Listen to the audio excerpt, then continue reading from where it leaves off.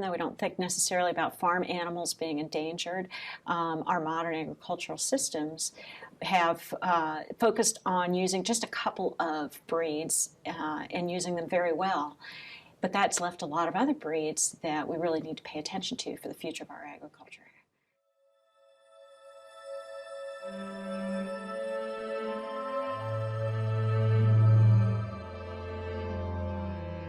What happens is when you look at Holsteins, especially highly selected ones, many of them have the same sire, so you reduce it there.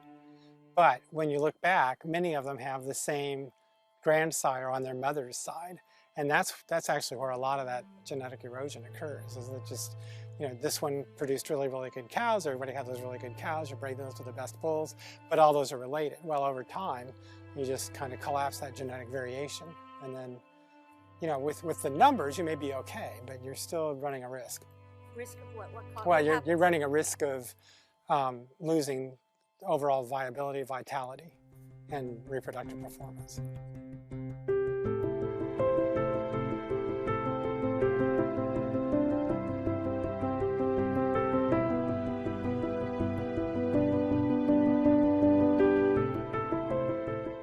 When we started out on this adventure, we met people from all walks of life.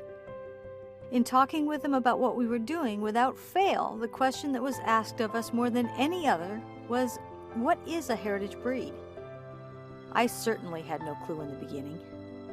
There's a huge backstory behind this concept, and it starts with history. Heritage breed animals are found all over the world, but since we're in the melting pot, we'll use the story of America.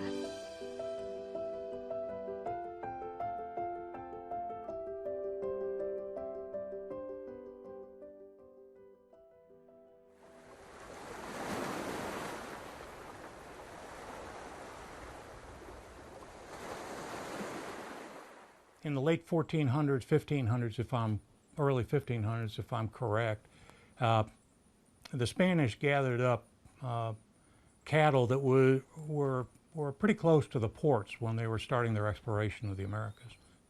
They probably brought over only about 300, and they let them basically go feral, or they eventually went feral in the areas that they dropped those cattle. Florida cracker cows or Florida cracker cattle are descended from the cattle that the Spaniards brought here in 1521. The first cattle to set foot or hoof on what is now the continental United States landed with Ponce de Leon in the Spanish Inquisition. And we know they have written records of him coming in 1521 on his second voyage and brought cattle, horses. So we know we've phenotyped these cattle, we've DNA tested them, we know that they trace back to Spanish origin. Those foundational herds, those foundation cattle, really are responsible for a number of what we call, I guess, breeds or whatever. Piney Woods is one, but Florida cracker cattle is another, Longhorns is another. There are Caliente, I think, are probably from those same Carrillo cattle. And so Piney Woods is one of them.